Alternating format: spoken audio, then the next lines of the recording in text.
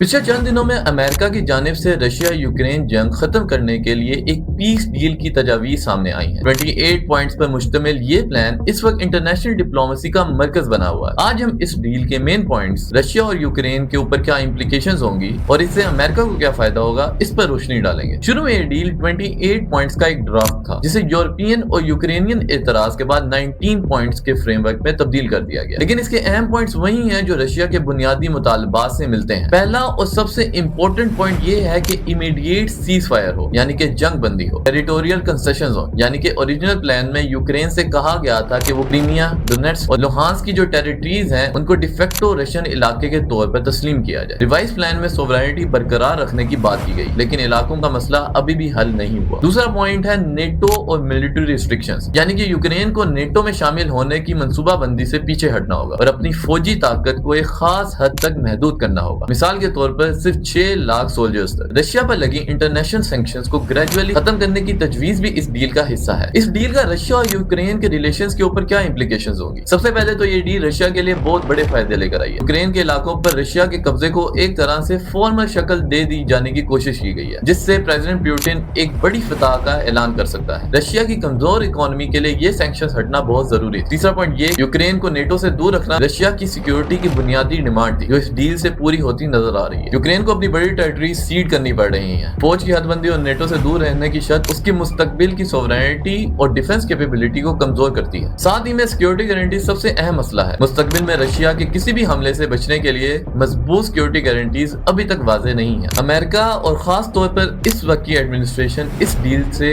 कई तरह के फायदे उठाना चाहती है। सबसे बड़ा फायदा तो ये है कि जंग का खात्मा करना। इससे यूएस की कैपिटल और पॉलिटिक्स इस जगह से हटाकर दूसरे प्रायोरिटी एरियाज जैसे कि चाइना और एशिया पैसिफिक पर ज्यादा तवज्जो देने का मौका मिलेगा। साथ ही डील में फ्रोजन एसेट्स पर कंट्रोल का भी एक नुक्ता है। रशिया के फ्रोजन फंड्स में से $100 बिलियन तक की रकम यूक्रेन की रिकंस्ट्रक्शन के लिए इस्तेमाल होगी और उसके प्रॉफिट में अमेरिका को एक हिस्सा दिया जाएगा। ये अमेरिका के लिए इकोनॉमिक प्रॉफिट और इन्फ्लुएंस की वजह बन सकती है। इस डील का कामयाब होना एक ग्लोबल स्टेबिलिटी दिखाएगा। डील करवा के ट्रम्प दुनिया को ये दिखाना चाहता है कि वो ग्लोबल कॉन्फ्लिक्ट का हल करने की सलाहियत रखता है और इससे उसकी डिप्लोमेटिक लीडरशिप मजबूत होती है। ये बात वाज़ेह रहे कि इस डील पर अभी भी मुख्तलिफ पार्टीज के दरमियान गहरा इख्तलाफ है। यूक्रेन और यूरोपियन ममालिक इस प्लान में मजीद तब्दीलियां चाहते हैं। जब तक इसके अहम नुकात पर एग्रीमेंट नहीं होता, तब तक यूरोप में अमन की ये कोशिश अनफिनिश स्टोरी ही रहेगी। आपका इस डील के बारे में क्या ख्याल है? क्या ये यूक्रेन के लिए इंसाफ पर मबनी है? हमें कॉमेंट सेक्शन में जरूर बताइएगा। वीडियो को लाइक और चैनल को सब्सक्राइब करना ना भूलें।